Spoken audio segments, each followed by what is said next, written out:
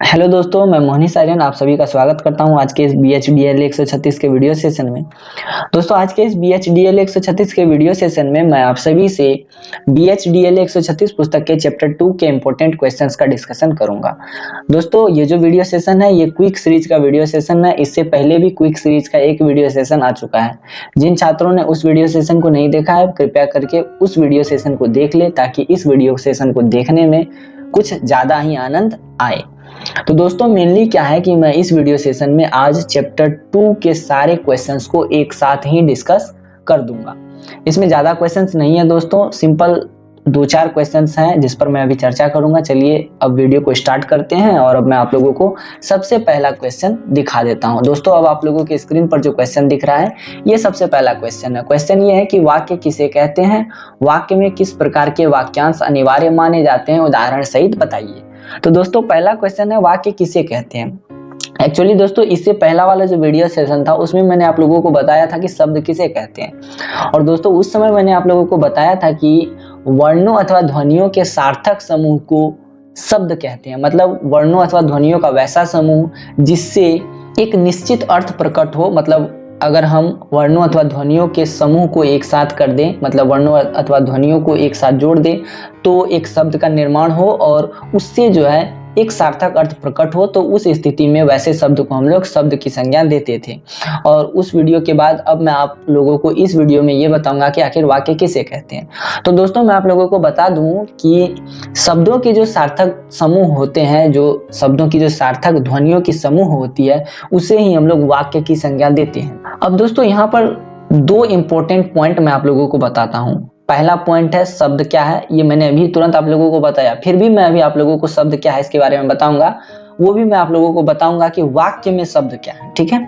और उसके बाद पद क्या है। मतलब मैं शब्द और पद में अंतर के माध्यम से आपको बताऊंगा कि वाक्य के अर्थ में शब्द और पद में क्या अंतर है। तो दोस्तों, मैं आप लोगों को बता दूं कि वर्णों और ध्वनियों का जो सार्थक समूह होता है उसे हम लोग शब्द कहते हैं। जैसे कि ये सामान्य, देखिए दोस्तों, यहाँ जो है सामान्य में स्वाकर्षा, मुआकर्मा, नोया संयुक्त, ये जो सामान्य है इसमें कई सारे ध्वनियों अथवा वर्णों का समूह है, ठीक है। लेकिन दोस्तों, इसी के साथ पदक्रम लगा हुआ है, ठीक है। आप यहाँ भी देख सकते हैं, आप बाकी पैसे लीजिए। यहाँ पर देखिए आप, ये भी एक शब्द है और ये बाकी भी एक शब्द है, ये पैसे भी एक शब्द है और ये लीजिए भी एक शब्द है।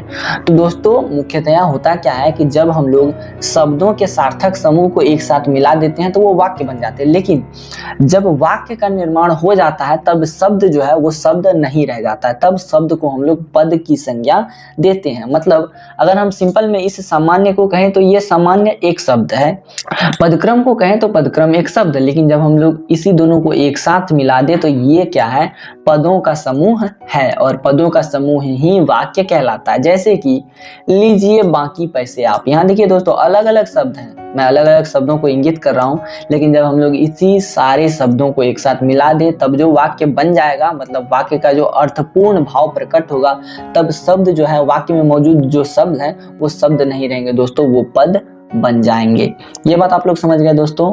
अब है दोस्तों, वाक्य में किस प्रकार के वाक्यांश अनिवार्य माने जाते हैं। दरअसल दोस्तों, जब मैं इसी चैप्टर का डिटेल्ड डिस्कशन कर रहा था तभी मैंने आप लोगों को वाक्यांश के बारे में बताया था। तो अभी मैं वाक्यांश के बारे में विस्तार पूर्वक कोई चर्चा नहीं करूंगा। मैं केवल इतना ही बताऊंगा कि वाक्यांश क्या है और इसके क्या अनिवार्य घटक हैं जो कि वाक्य में अनिवार्य माने जाते हैं। तो दोस्तों, मैं आप लोगों को बता दूं कि वाक्य का जो मतलब जो पूर्ण भाग होता है, पूर्ण भाग जो होता है, उसका जो अंश होता है, मतलब हिस्सा जो होता है, उसे ही हम लोग वाक्यांश की संज्ञा देते हैं। दरअसल दोस्तों, इसको शायद आप लोग नहीं समझे होंगे। चलिए मैं आप लोगों को इसको क्लियर करके समझा देता हूँ। जैसे कि ये वाला उदाहरण लीजिए दोस्तों, लीजिए के बाद कोमा लगा हुआ है, बाकी पैसे आप। यहाँ देखिए दोस्तों, हो क्या रहा है कि मेनली लीजिए एक भाग में बटा है और बाकी पैसे आप एक भाग में बटा हुआ है। तो दोस्तों, इस पूर्ण वाक्य में 2 वाक्यांश हैं, मतलब वाक्य के 2 भाग हैं। पहला भाग है लीजिए और दूसरा भाग है बाकी पैसे आप। तो दोस्तों, वाक्यांश क्या होता है, वाक्य के भाग होते हैं, वाक्य के अंग होते हैं। अब है कि वाक्य में किस प्रकार के वाक्यांश अनिवार्य माने जाते हैं, मतलब ऐसा कौन सा वाक्य का भाग है जो अनिवार्य होता है। जैसे मैं आपको एक उदाहरण अभी देता हूँ। उदाहरण ये है दोस्तों कि राम चला गया। ये बात आप लोग समझ गए दोस्तों। उसी समय मैं दूसरा वाक्य भी अभी आप लोगों के सामने कहता हूँ, राम कल कहीं चला गया। अब दोस्तों यहाँ पर देखिए, अगर मैं कहूँ कि राम चला गया तो ये भी गलत नहीं है, ठीक है। और अगर मैं इसी जगह कहूँ कि राम कल कहीं चला गया तो ये भी गलत नहीं है। लेकिन दोस्तों आप अगर वाक्य को छोटा करके देखें तो राम चला गया, ये जो वाक्य है ये सटीक है, आप आसानी से बोल लेंगे। और अगर यही कहें कि राम कल कहीं चला गया तो ये थोड़ा लंबा है। कल कहीं जो लगा हुआ है ये जो है ये अनिवार्य नहीं है। अगर हम इसको नहीं भी लगाएं तो भी वाक्य बनेगा, वाक्य पूर्ण होगा, वाक्य का अर्थ भी निकलेगा। तो दोस्तों ये जो वाक्य था ये ऐच्छिक वाक्यांश था, मतलब ये जो वाक्यांश था ये ऐच्छिक वाक्यांश था, मतलब ये अनिवार्य नहीं था। लेकिन अनिवार्य वाक्यांश वैसे वाक्यांश होते हैं जो कि अगर हम लोग वाक्य में ना लगाएं तो वाक्य पूर्ण नहीं होगा। जैसे कि कर्ता, अगर मैं आपको एक उदाहरण दूं, राम आम खाता है, इसमें से कर्ता को हटा दूं, राम मतलब राम को हटा दूं तो बन जाएगा आम खाता है। कौन खाता है, कैसे खाता है, इसकी कोई चर्चा नहीं की गई है, तो क्या वाक्य पूर्ण होगा? तो आपका उत्तर होगा नहीं, बिल्कुल पूर्ण नहीं होगा। तो इस वजह से राम जो है एक अनिवार्य घटक है। तो सामान्य तौर पर हम कह सकते हैं कि कर्ता अगर किसी वाक्य में ना हो तो फिर वाक्य जो है पूर्ण नहीं होगा। इसीलिए कर्ता जो है मेरे नजर में किसी भी वाक्य के अनिवार्य वाक्यांश माने जाते हैं। उसी के बाद दोस्तों क्रिया भी अनिवार्य वाक्यांश के अंतर्गत ही आती है। जैसे कि राम आम खाता है में से मैं खाता है को हटा दूं, मतलब खाता को हटा दूं जो कि एक क्रिया है, तो बन जाएगा राम आम है। क्या इसका कोई पूर्ण अर्थ हुआ दोस्तों? कोई भाव आया?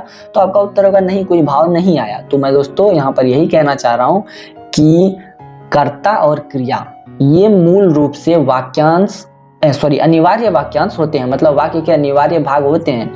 लेकिन दोस्तों ऐसा नहीं है कि केवल कर्ता और क्रिया ही किसी वाक्य के अनिवार्य वाक्यांश होते हैं। इसके अलावा अगर किसी वस्तु से किसी का संबंध दिखाया जा रहा है तो उस समय जिस भी माध्यम से संबंध दिखाया जाता है वो भी वाक्य के अनिवार्य भाग होते हैं, मतलब वाक्य के अनिवार्य वाक्यांश होते हैं। इस तरह के बहुत से उदाहरण हैं दोस्तों जिसको कहने की आवश्यकता नहीं है। तो ये बात आप लोग समझ गए दोस्तों, वाक्य किसे कहते हैं, वाक्य में किस प्रकार के वाक्यांश अनिवार्य माने जाते हैं, उदाहरण सहित समझाइए। मैंने सारी बातें आप लोगों को समझा दी इस प्रश्न के माध्यम से, इस प्रश्न के बारे में। अब मैं आप लोगों को अगले प्रश्न के बारे में बताता हूं। चलिए नीचे मैं दिखाता हूं कि अगला प्रश्न कौन सा है।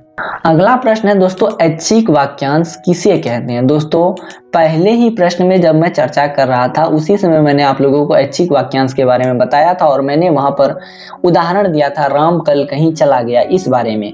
और इसी तरह अनिवार्य वाक्यांश जो होते हैं वो अनिवार्य होते हैं, जबकि जो ऐच्छिक वाक्यांश होते हैं वो ऐच्छिक भाग होते हैं वाक्य के।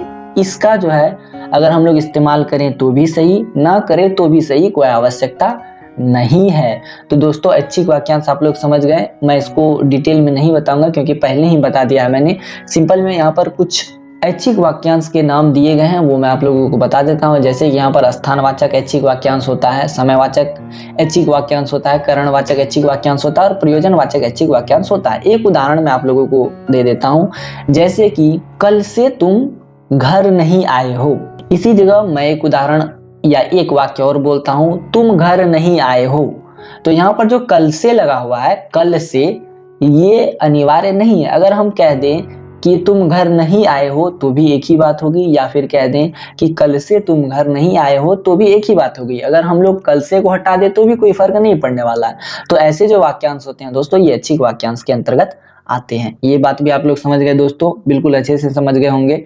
अब तीसरा प्रश्न है दोस्तों, पदक्रम किसे कहते हैं? ये रही आप लोगों के स्क्रीन पर अब प्रश्न, पदक्रम किसे कहते हैं, उदाहरण सहित बताइए। मैं इसको बताना जरूरी नहीं समझता हूं दोस्तों, क्योंकि अभी अभी मैं जब आप लोगों को शब्द और पद के बारे में बता रहा था तभी मैंने आप लोगों को बताया था पद क्या है। तो ये पदक्रम उसी से संबंधित है, मैं थोड़ा सा बता देता हूं। दोस्तों होता क्या है कि पदक्रम का मतलब होता है पदों का क्रम, मतलब शब्दों का निश्चित क्रम, क्योंकि शब्द जो है वही पद है। मैंने अभी तुरंत आप लोगों को बताया, शब्द सामान्य तौर पर शब्द होते हैं, लेकिन जब हम लोग उसी शब्द का प्रयोग वाक्य में कर देते हैं और वाक्य का कोई एक निश्चित अर्थ प्रकट हो जाता है तो वही जो है पद कहलाता है। मतलब वही जो शब्द की जो समूह है वही पद कहलाती है। जैसे कि राम आम खाया, तो राम आम और खाया तीनों अलग अलग कर दे तो ये शब्द है, लेकिन अगर हम लोग ये इन्हीं तीनों शब्दों को एक साथ जोड़ दे तो बन जाएगा राम आम खाया, और इसका एक निश्चित अर्थ है। और इसी वजह से यहाँ पर जो राम और आम और जो खाया है ये तीनों पद हैं। तो दोस्तों होता क्या है कि पदक्रम का मतलब होता है पदों का निश्चित क्रम। दोस्तों होता यूं है कि अगर हम लोग पदों को एक निश्चित क्रम में न सजाएं तो पदक्रम सही नहीं होगा और वाक्य का अर्थ नहीं आएगा। इसका मतलब ये हो गया दोस्तों कि पदक्रम का सही होना अनिवार्य है। हालांकि मैं यहाँ पर ये भी बिल्कुल नहीं कह रहा हूँ दोस्तों कि पदक्रम बिल्कुल निश्चित होता है, ये भी परिवर्तित होते हैं दोस्तों। इस पर भी व्याकरण का प्रभाव पड़ता है और इसको भी परिवर्तित करके लिखा जा सकता है। जैसे कि मैं एक सामान्य पदक्रम का उदाहरण देता हूँ, बेंगलोर सुंदर है ना। तो दोस्तों ये सामान्य पदक्रम है, इसका अर्थ आ रहा है, लेकिन अगर हम लोग इसी को परिवर्तित कर दे, इसी पदक्रम को, है ना बंगलोर सुंदर, तो ये भी गलत नहीं है दोस्तों, ये भी सही है। तो इस तरह से क्या होता है कि सामान्य पदक्रम और परिवर्तित पदक्रम दोनों हो सकते हैं। ये बात आप लोग समझ गए दोस्तों। अब चलिए मैं आप लोगों को तीसरे प्रश्न से रूबरू करवा देता हूँ। तीसरा और सबसे महत्वपूर्ण प्रश्न है दोस्तों, विराम चिन्ह से क्या तात्पर्य है। तो इसके बारे में मैं आप लोगों को बता देता हूं दोस्तों। वैसे तो दोस्तों आपके पुस्तक में 6-7 विराम चिन्ह ही दिए गए हैं, लेकिन इस पुस्तक में टोटल 10 से 11 दिए गए हैं। शायद मैं कोशिश करूंगा कि मैं जितने इंपॉर्टेंट वाले हैं उसको बता सकूं। तो सबसे पहला प्रश्न है कि विराम चिन्ह क्या है, ये प्रश्न उठता है सबसे पहले। तो दोस्तों मुख्यतः होता क्या है कि जब भी कोई व्यक्ति बात करता है तो बीच बीच में सांस लेता है, रुकता है, अपने कथन पर बल देने के लिए ज्यादा जोर से बोलता है, समझाने के लिए रुकता है। तो वो रुकता जो है दोस्तों, उस समय जिस चिन्ह का प्रयोग होता है लिखित संकेत, मतलब लिखने के टाइम, बोलने के टाइम नहीं दोस्तों, लिखने के टाइम वो जो रुकना है उसको दर्शाने के लिए जिन चिन्हों का प्रयोग होता है उन्हें ही हम लोग विराम चिन्ह की संज्ञा देते हैं। और दोस्तों हर विराम को लिखने के लिए, हर विराम को लिखित स्वरूप में दर्शाने के लिए कुछ लिखित संकेत निश्चित किए गए हैं हिंदी के मानकीकरण नियम के अंतर्गत। और दोस्तों वो जो लिखित संकेत है उन्हें ही हम लोग विराम चिन्ह कहते हैं। अब दोस्तों कौन कौन से महत्वपूर्ण विराम चिन्ह है मैं उसके बारे में आप लोगों को बता देता हूं। मैं जरा पीडीएफ को नीचे कर देता हूं दोस्तों ताकि आप लोग बेहतर तरीके से समझ सके। दोस्तों सबसे पहला विराम चिन्ह है पूर्ण विराम। अब ये पूर्ण विराम क्या है इसके बारे में भी मैं जरा बता दूं आप लोगों को। दोस्तों पूर्ण विराम का जो चिन्ह है वो ये है, आप लोगों के स्क्रीन पर दिख रहा है। एक्चुअली होता क्या है दोस्तों, जब भी हम लोग किसी जगह पे विराम लेना चाहते हैं, मतलब पूर्ण विराम लेना चाहते हैं, मतलब अपनी बात को समाप्त करना चाहते हैं या अपनी बातों की समाप्ति चाहते हैं, तब हम लोग पूर्ण विराम चिन्ह का प्रयोग करते हैं। हालांकि दोस्तों ये जो पूर्ण विराम का चिन्ह है अब इसका प्रयोग बिल्कुल बंद हो चुका है।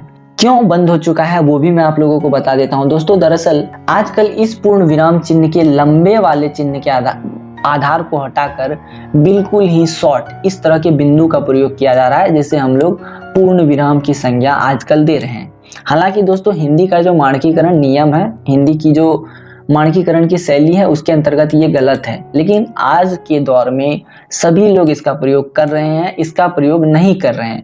ये वाली जो लंबी सी रेखा है इसका प्रयोग नहीं कर रहे हैं, लेकिन इसका प्रयोग कर रहे हैं। इसके पीछे का रीजन ये है दोस्तों कि आज की जो अंग्रेजी है, लोग आजकल उस अंग्रेजी के पीछे आकर्षित हो रहे हैं और अंग्रेजी में पूर्ण विराम के लिए इसी चिन्ह का प्रयोग किया जाता है जिसे इंग्लिश में फुल स्टॉप कहते हैं।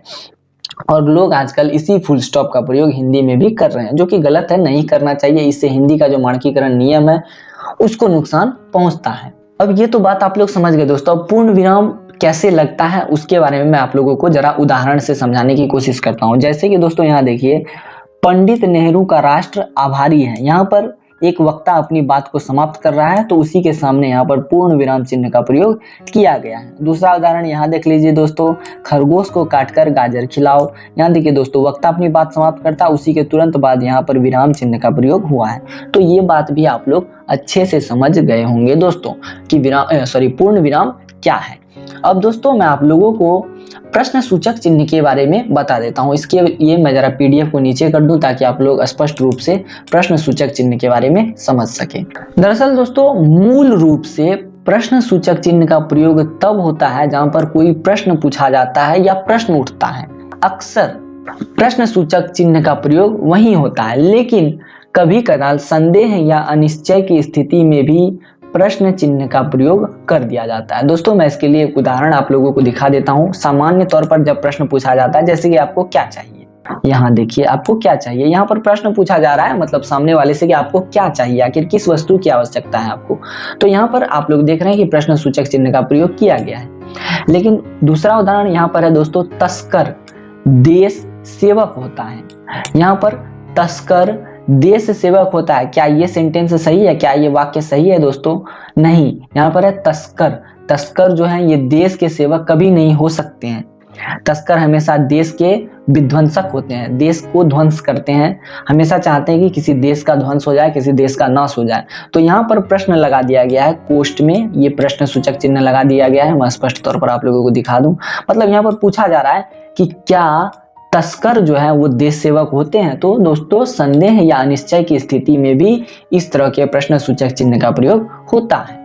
ये बात भी आप लोग समझ गए दोस्तों। अब मैं आप लोगों को अल्प विराम चिन्ह के बारे में बता देता हूँ। ये अल्प विराम क्या है, चलिए नीचे देख लेते हैं जरा। ये रहा दोस्तों अल्प विराम। अल्प विराम क्या है? तो दोस्तों वास्तव में जब कोई वक्ता अपनी बातों को पूर्ण रूपेण समाप्त कर देता है तब उस समय पूर्ण विराम का प्रयोग होता है। लेकिन जब कभी भी वक्ता अपनी बातों को समाप्त नहीं करता, वो आगे बोलना चाहता है लेकिन थोड़ी देर के लिए वो अगर विराम चाहता है तो उस समय अल्प विराम चिन्ह का प्रयोग किया जाता है। इसे इंग्लिश में कोमा साइन कहते हैं। और दोस्तों हिंदी में किसी भी अन्य विराम चिन्हों की अपेक्षा अल्प विराम चिन्ह का सबसे अधिक प्रयोग होता है। जैसे कि मैं उदाहरण आप लोगों को दिखा देता हूं दोस्तों। उदाहरण रहा दोस्तों राम, फिर है यहाँ कोमा मतलब अल्प विराम, फिर श्याम कोमा मतलब अल्प विराम, मोहन और गोपाल खेल रहे हैं। तो यहाँ देखिए दोस्तों, एक बार यहाँ कोमा है, एक बार यहाँ कोमा है। तो इस तरह से अल्प विराम चिन्ह का या फिर कोमा का प्रयोग किया जाता है। हालांकि दोस्तों ऊपर में मैंने आप लोगों को प्रश्न सूचक चिन्ह के बारे में बताया, उसकी अंग्रेजी मैंने आप लोगों को नहीं बताई। मैं आप लोगों को बता देता हूँ कि प्रश्न सूचक चिन्ह को अंग्रेजी में या इंग्लिश में साइन ऑफ इंट्रोगेशन या फिर क्वेश्चन मार्क या फिर इंट्रोगेशन मार्क भी कहते हैं। अब आप लोग ये समझ गए दोस्तों। और मैंने आप लोगों को तीसरे नंबर विस्मय सूचक या संबोधन सूचक के बारे में नहीं बताया है। अब तक मैंने 4 नंबर बता दिया अल्प विराम, क्योंकि अल्प विराम ज्यादा महत्वपूर्ण था। अब मैं आप लोगों को विस्मय सूचक या फिर संबोधन सूचक चिन्ह के बारे में बता देता हूँ। इसके लिए मैं जरा पीडीएफ को ऊपर कर देता हूँ। तो ये रहा दोस्तों विस्मय सूचक या संबोधन सूचक। तो दोस्तों विस्मय का मतलब होता है आश्चर्य, मतलब कहीं पर भी आश्चर्य का बोध हो तो वहां पर क्या होता है कि या तो वाक्य के अंत में या फिर वाक्य के बीच में भी विस्मय सूचक चिन्ह का प्रयोग होता है। जैसे कि उदाहरण अभी मैं आप लोगों को जरा दिखा दूं दोस्तों। ये रहा उदाहरण, वाह आप भी खूब हैं। यहाँ देखिए वाह के बाद दोस्तों विस्मय सूचक का प्रयोग किया गया है या संबोधन सूचक चिन्ह का प्रयोग किया गया है। यहाँ भी देखिए दोस्तों संबोधन सूचक चिन्ह का प्रयोग किया गया है। यहाँ भी देखिए विस्मय सूचक यहाँ भी बीच में किया गया है, यहाँ केवल बीच में किया गया है, अंत में नहीं किया गया है जैसे कि यहाँ पर किया गया है। तो अब आप लोग समझ रहे दोस्तों, आश्चर्य आदि के भाव को प्रकट करने के लिए जिस चिन्ह का प्रयोग होता है वो विस्मय सूचक या संबोधन सूचक चिन्ह होता है। और इसी विस्मय सूचक या संबोधन सूचक को इंग्लिश में एक्सक्लेमेटरी साइन या फिर साइन ऑफ एक्सक्लेमेशन कहते हैं। ये बात भी आप लोग समझ गए दोस्तों।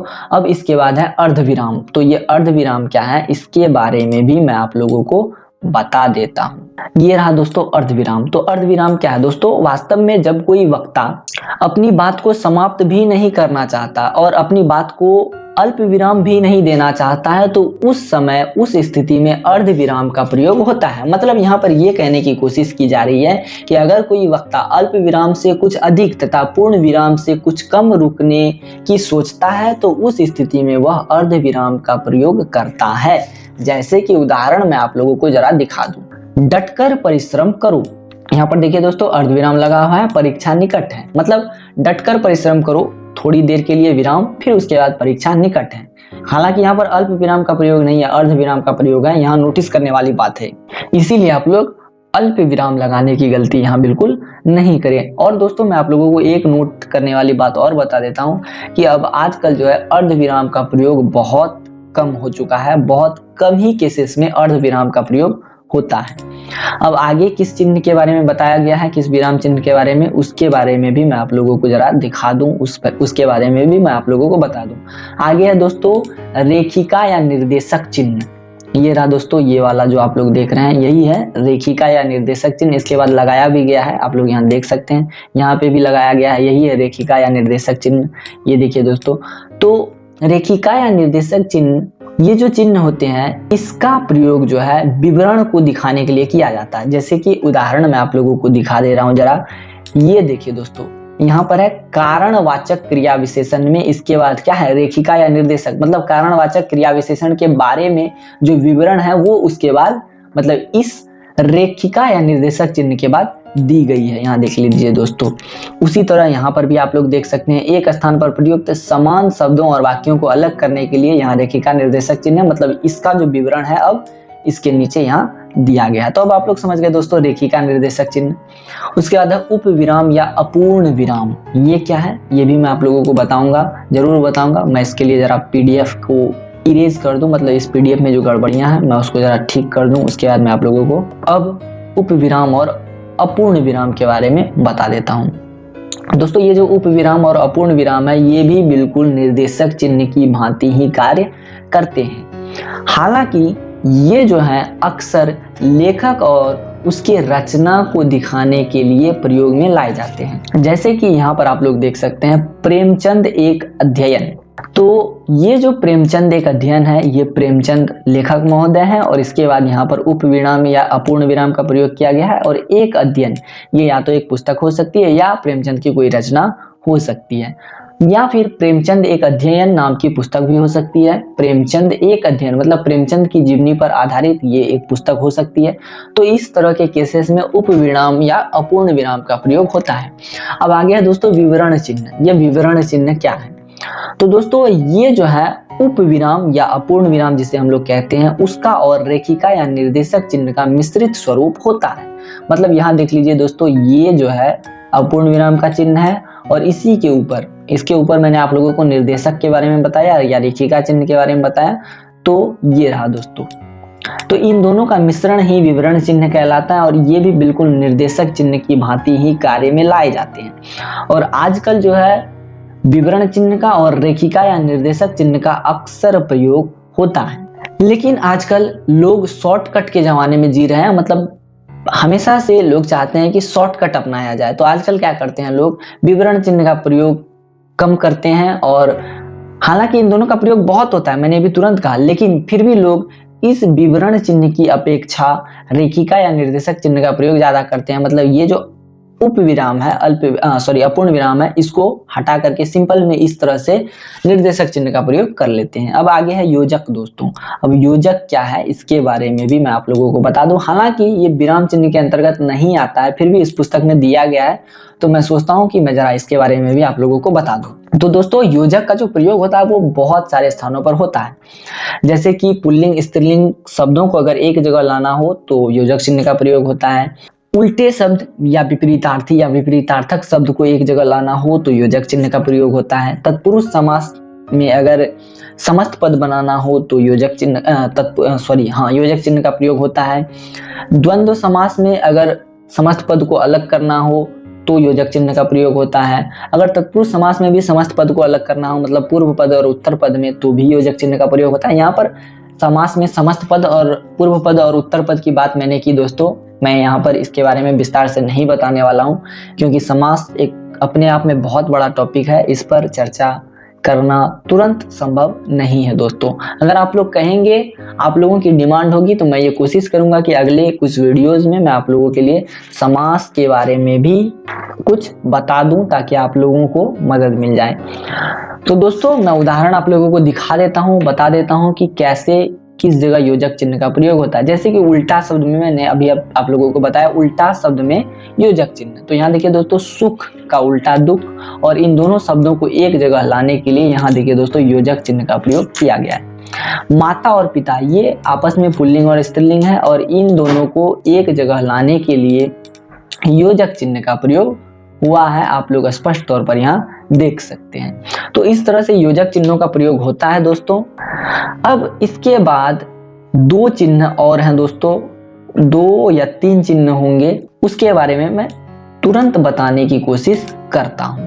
अब अगला है दोस्तों संक्षेप सूचक या लाघव चिन्ह। ये देखिए दोस्तों, यही है ये जो लड्डू जैसा दिख रहा है आप लोगों को, गोल जीरो जैसा दिख रहा है, यही है दोस्तों संक्षेप सूचक या लाघव चिन्ह। तो दोस्तों इसका प्रयोग जो है किसी व्यक्ति या संस्था के नाम आदि को संक्षेप में दिखाने के लिए किया जाता है।